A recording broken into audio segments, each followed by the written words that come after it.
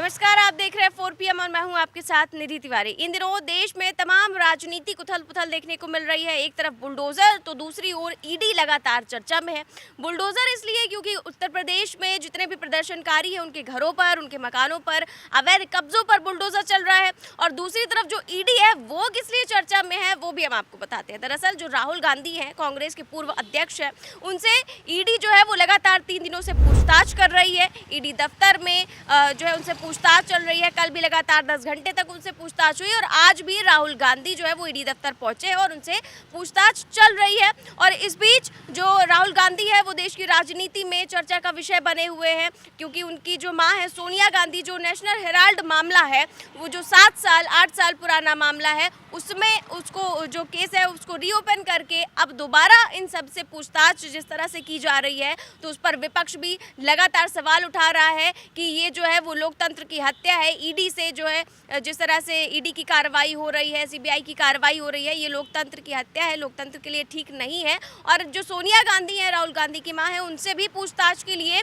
ED ने समन भेजा था, लेकिन क्योंकि सोनिया गांधी बीमार हैं इसलिए अब उनसे 23 जून को पूछताछ होगी। लेकिन राहुल गांधी से लगातार पूछताछ चल रही है 3 दिनों से। और जिस तरह से बताया जा रहा है कि कल 20-25 सवाल उनसे पूछे गए थे। ईडी का कहना है कि जो राहुल गांधी है वो रटे रटाए सवालों का जवाब दे रहे हैं। वो ईडी जो है वो उनके सवालों से, उनके जवाबों से संतुष्ट नहीं है, इसलिए लगातार आज भी उनसे पूछताछ चल रही है। और जिस दौरान उनसे पूछताछ चल रही है तो पहले दिन से ही जो कांग्रेस कार्यकर्ता है, कांग्रेस के छोटे बड़े जितने भी नेता हैं, वो लगातार ईडी दफ्तर के बाहर डटे हुए हैं, लगातार प्रदर्शन कर रहे हैं, धरने पर बैठे हुए हैं। और उन पर जो पुलिस है उनसे झड़प भी हो रही है, लगातार लाठियां भी बरसाई जा रही हैं उन पर। और इस समय जो कांग्रेस कार्यकर्ता है वो ईडी दफ्तर के बाहर हो या फिर कांग्रेस दफ्तर के बाहर हो, लगातार प्रदर्शन कर रहे हैं। तो जो राहुल गांधी हैं और जो विपक्ष है वो लगातार ये कह रहा है, उनके कार्यकर्ता भी ये कह रहे हैं कि बदले की भावना से उन पर ये कार्रवाई की जा रही है, राहुल गांधी से पूछताछ की जा रही है। जो कांग्रेस कार्यकर्ता है वो लगातार उग्र होते नजर आ रहे हैं। आज भी वो जो है ईडी दफ्तर से कुछ दूरी पर उन्होंने टायरों में आग लगा दी। कई जगह प्रदर्शन देखने को मिला, पुलिस से झड़प देखने को मिली। और जो पुलिस है वो भी लगातार कांग्रेस कार्यकर्ताओं को नजरबंद कर रही है, लगातार जो है हाउस अरेस्ट भी करके रखा है कुछ नेताओं को। और कई बड़े नेता जो है वो लगातार गिरफ्तार भी हो रहे हैं, जिनसे मिलने प्रियंका गांधी भी पहुंच रही हैं। वहीं जो ये जो कार्रवाई हो रही है, ईडी की कार्रवाई हो रही है, उसको लेकर लगातार विपक्ष जो है वो सवाल उठा रहा है कि ये कार्रवाई बिल्कुल भी ठीक नहीं है, ये अलोकतांत्रिक है और लोकतंत्र की हत्या करना है, इस तरह की कार्रवाई नहीं होनी चाहिए। और जो उत्तर प्रदेश में नेता प्रतिपक्ष अखिलेश यादव है, उन्होंने भी अब इस चीज को लेकर सवाल खड़े कर दिए हैं और वो भी जो है ट्वीट के जरिए सरकार पर निशाना साध रहे हैं। वीडियो जारी कर मीडिया से बातचीत करने के जरिए भी वो जो है वो लगातार सरकार पर निशाना साध रहे हैं। ट्वीट करके भी उन्होंने सरकार पर तंज कसते हुए ईडी की एक नई परिभाषा दी है। उन्होंने ट्वीट करते हुए लिखा, ईडी का मतलब अब एग्जामिनेशन इन डेमोक्रेसी बन गया है। राजनीति में विपक्ष को ये परीक्षा पास करनी होती है। जब सरकार स्वयं फेल हो जाती है तब वो इस परीक्षा की घोषणा करती है। जिनकी तैयारी अच्छी होती है वो ना तो लिखा पढ़ी की परीक्षा से डरते हैं, ना मौखिक से, और कभी डरना भी नहीं चाहिए।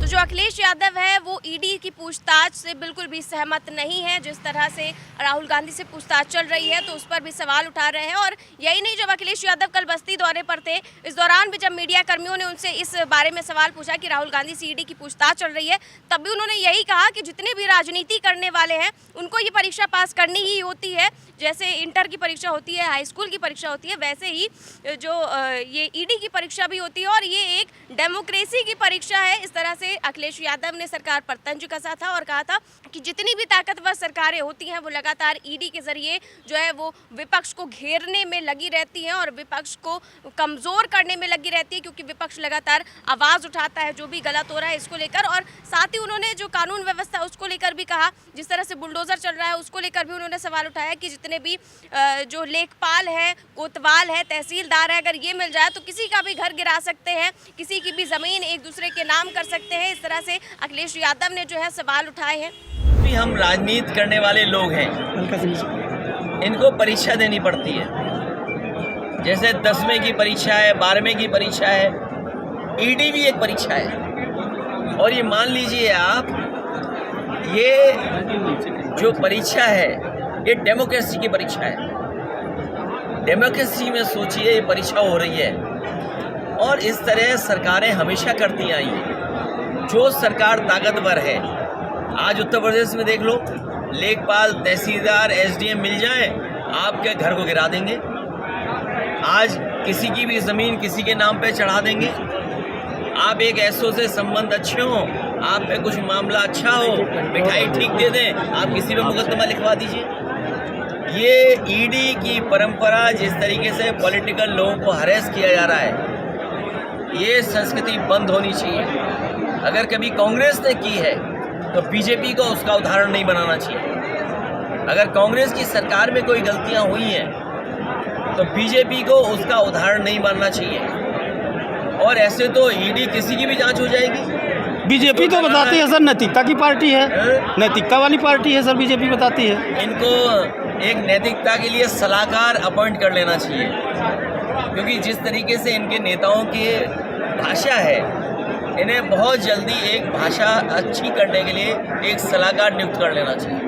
जो अखिलेश यादव है वो लगातार इस चीज को लेकर सवाल उठा रहे हैं, और इन दिनों जो देश की राजनीति में दूसरा चर्चा का विषय है वो है बुलडोजर। और दूसरा क्यों कहे, ये पहले पर जो है वो बुलडोजर ही है, क्योंकि बुलडोजर लगातार चर्चा का विषय बना हुआ है। जिस तरह से उत्तर प्रदेश में जितने भी प्रदर्शनकारी थे वो उनके घरों पर बुलडोजर चलाया जा रहा है। जो जावेद पम थे उनके घर पर बुलडोजर चलाया गया है, और उस पर भी लगातार सवाल उठ रहे हैं। जो सुप्रीम कोर्ट के 12 जज है, उन्होंने भी सुप्रीम कोर्ट में जो है याचिका दाखिल की है, और सुप्रीम कोर्ट के जो पूर्व जज रह चुके हैं और वरिष्ठ वकील रह चुके हैं, उन्होंने भी याचिका दाखिल कर जो यूपी सरकार की जो ये बुलडोजर कार्रवाई है उस पर सवालिया निशान खड़े किए हैं, और कहा है कि इसमें सुप्रीम कोर्ट को दखल देना चाहिए कि जिस तरह से सरकार जो है वो लगातार घर गिरा रही है, लोगों के घर गिरा रही है, और ये बुलडोजर कार्रवाई बिल्कुल भी ठीक नहीं है। और इस पर ही अखिलेश यादव भी और लगातार विपक्ष भी निशाना साध रहा है। अखिलेश यादव ने भी इस पर कहा है कि जो जावेद पम का घर गिराया गया है वो उनके नाम पर नहीं था, जब वो आरोपी के नाम पर था ही नहीं तो वो कैसे गिरा दिया गया, वो उनकी पत्नी के नाम पर था।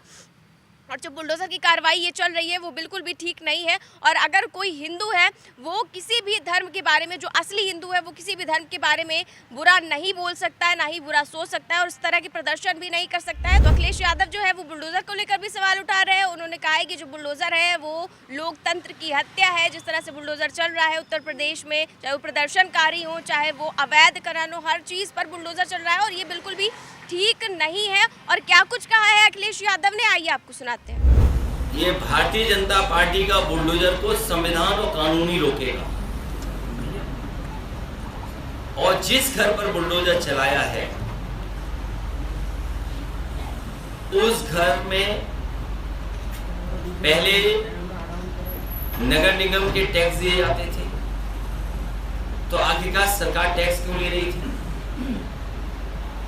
और सुनने में ये आ रहा है, कागजों पे ये बातें हैं कि जिन पर आरोप है उनके नाम पे घर ही नहीं था, उनकी पत्नी के नाम पर था। अब सवाल यह है कि क्या सरकार अपनी गलती स्वीकार करेगी, और क्या जिन अथॉरिटीज ने उस पर बुलडोजर चलाया है क्या वो घर बना करके देंगी? और मैं एक बात बहुत साफ कहना चाहता हूं, जो सच्चा हिंदू होगा वो किसी भी धर्म के खिलाफ एक भी बात नहीं कर सकता। जो सच्चा हिंदू होगा किसी का अपमान नहीं कर सकता। सच्चा हिंदू कभी भी इस तरह की भाषा का इस्तेमाल किसी दूसरे धर्म के बारे में नहीं कर सकता। हमारा संविधान इस बात की इजाजत नहीं देता, हमारा कानून इस बात की इजाजत नहीं देता। आखिरकार बीजेपी और बीजेपी के इस तरह के नेता आखिरकार क्यों रास्ता अपना रहे हैं? वो इसीलिए अपना रहे हैं क्योंकि बुनियादी जो सवाल है उनका जवाब भारतीय जनता पार्टी के पास नहीं है।